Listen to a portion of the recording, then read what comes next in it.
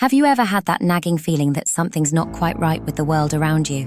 Like maybe, just maybe, everything you see, hear, and touch isn't exactly what it seems?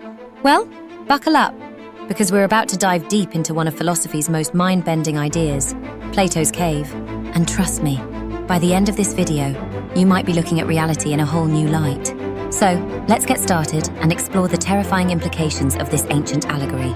First things first, let's break down Plato's cave allegory. Imagine a group of people chained up in a dark cave since childhood. They can't move their heads or bodies, only stare at the wall in front of them. Behind them is a fire, and between the fire and the prisoners is a raised walkway. People walk along this walkway, carrying objects that cast shadows on the wall. For the prisoners, these shadows are reality. It's all they've ever known. Now, here's where it gets interesting. What if one prisoner was suddenly freed and forced to turn around? They'd see the fire, the walkway, and the real objects casting the shadows. At first, it would be painful and confusing. The prisoner might even prefer to go back to watching the shadows. But gradually, they'd understand that what they thought was real was just an illusion.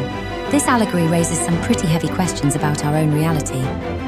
Are we, like those prisoners, only seeing a shadow of what's truly real?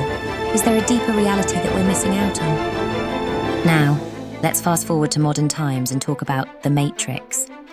If you've seen the movie, you might have noticed some striking similarities to Plato's cave. In The Matrix, humans are trapped in a simulated reality, unaware of the real world outside. Neo, our protagonist, is like the freed prisoner, discovering the truth about his existence. The movie takes Plato's concept and gives it a sci-fi twist, but the core idea remains the same.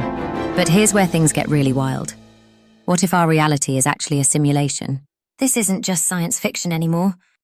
Philosopher Bostrom proposed the simulation argument in 2003.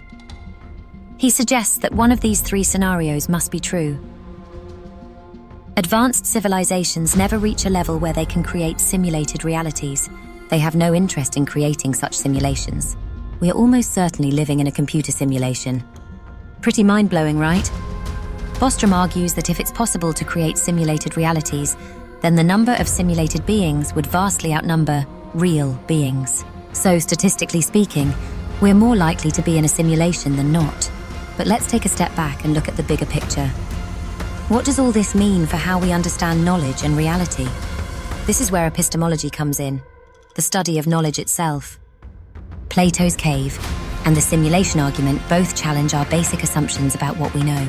How can we be sure that what we perceive is real? Can we trust our senses if they might be deceiving us? These questions have troubled philosophers for centuries. Descartes famously doubted everything except his own existence. I think, therefore I am. But even if we accept that we exist in some form, how can we be sure of anything else? Now I know what some of you might be thinking. This is all just philosophical mumbo-jumbo. We can see and touch the world around us. And you're not wrong to be skeptical. There are some valid counter-arguments to these ideas.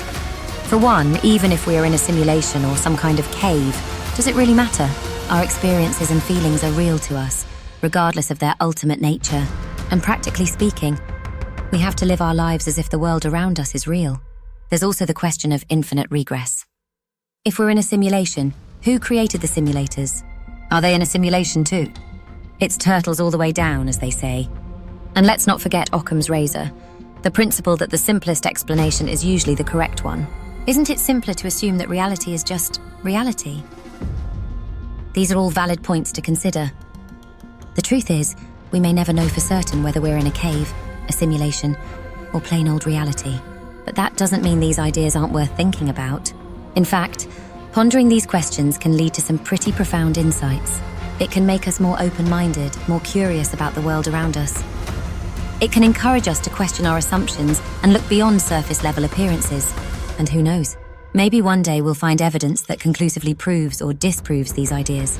Until then, we're left with the fascinating, slightly unsettling possibility that reality might be very different from what we think it is. So, what do you think?